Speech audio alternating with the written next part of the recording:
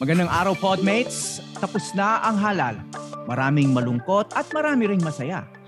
Maaring marami ring nalilito. Para subukang magbigay linaw sa mga pangyayari, kasama natin ngayon si Political Science Professor Jean Encinas Franco ng University of the Philippines, Diliman. Magandang araw sa inyo, Professor Jean. Magandang araw, Howie. Magandang araw din sa lahat ng mga naka-tune in. Okay, we've all been observing itong mga videos online, itong mga pinapropagate na kwento tungkol sa martial law, tungkol sa administrasyon ng kanyang ama, no? Pero nung mga unang survey last year, no, even until October, November, hindi naman masyadong pumapalo ito si Bongbong Marcos sa surveys, no, despite this years-long effort nga to rehabilitate their image and prop up his reputation, ano. Nagsimula lang tumaas sa surveys nung nagtandem sila ni Sara Duterte, no. So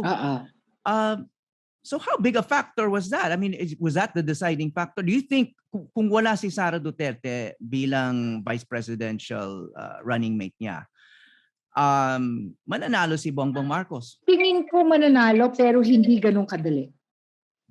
Hindi ganun kadali. Hindi ganun kalaki ang lamang. No? Or perhaps maaaring halos pantay lang sila, no, ni VP Lenny. Ngunit yung pagsali ni Sara Duterte, na-reinforce nila ang isa't isa. Kasi may pareho silang narrative eh. Yung strongman appeal ng kanilang tatay, kung saan gamit na gamit nila yung supposed legacy ng kanilang mga tatay sa kampanya at yung pagpresenta nila bilang mga presidential and vice presidential contenders sa mga tao. So malaking bahagi ito. Kung tutuusin, ako lagi kong sinasabi to, the Duterte administration paved the way for the Marcos candidacy and eventual victory, so to speak, no, in the 2022 elections, no, kung titingnan natin yung trend ngayon. Kasi noong bumulusok si Duterte during the 2016 election, remember, he was already being likened to Marcos, no?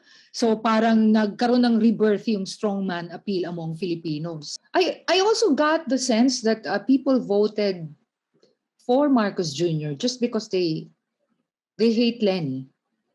And it's understandable because the Duterte administration has actually pilloried Lenny for the past 6 years, even using state resources. There's a lot of misogyny, there's a lot of sexism involved, and it seems to corroborate what a 2019 survey indicated, that more than 50% of Filipinos prefer men as leaders compared to women. So in a sense, this reinforced the fake news blitz about Lenny being not intelligent, Lenny lutang, Lenny lugaw. Kasi imposibleng ganun kabilis mag-stick, no? Sa mga Filipinos yung ganung label, no? Bakit ganon, 'di ba? Whereas si Bongbong naman, yung kabilang kampo, sabi duwag. So, very din yun, very gendered din yun, no? Kasi para sa lalaki, para tawaging duwag, napaka no? That's something that kumbaga challenges your masculinity. Secondly, one of his first acts was to bury the dictator in the libingan ng mga bayani. So it somehow cemented all the efforts of the Marcos camp to sanitize their history. And then, he spoke very fondly of the Marcoses. Pwera na lang itong malapit na yung election when he was disappointed over the fact that he was not consulted dun sa negotiations for Sara to join the tandem, di ba? Well, pero may mga nagsasabi rin na itong pagkapanalo nila is just the latest proof na napakalaking factor pa rin yung regionalism, no? Isa rin yun. How do you think Bongbong Marcos will govern? I think he will still be wary of traditional media.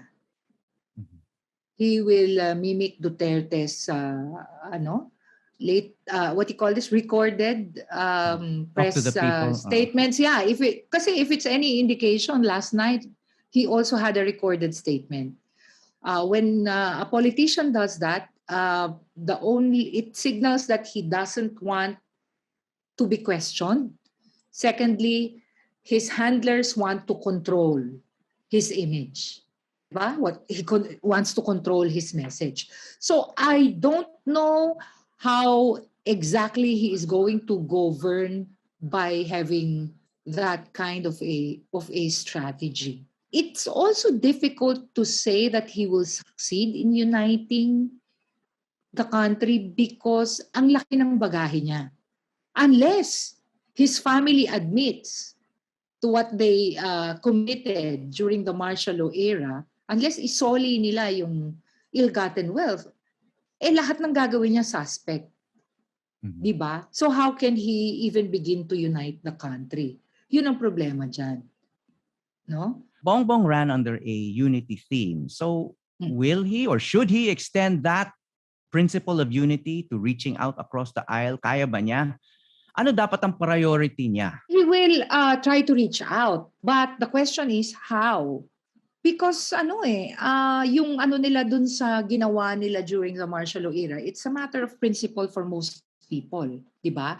So even if, let's say, gusto niya ng unity, and what an indicator of that for a normal newly elected president would be to appoint someone, no, from the other camp. Mhm.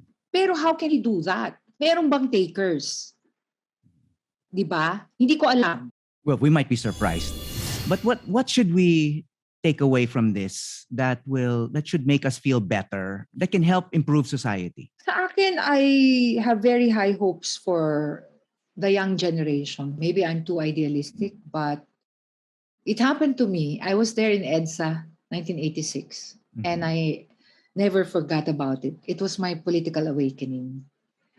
And I hope that, most of the young, of course, people change as they grow older, no?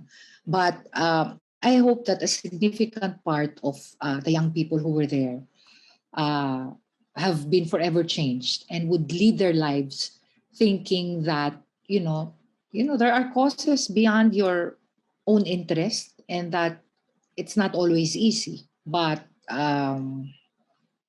there are issues that are worth fighting for. Hi, I'm Howie Severino. Check out the Howie Severino podcast, an original for GMA News and Public Affairs. New episodes will stream every Thursday. Listen for free on Spotify, Apple Podcasts, Google Podcasts, and other platforms.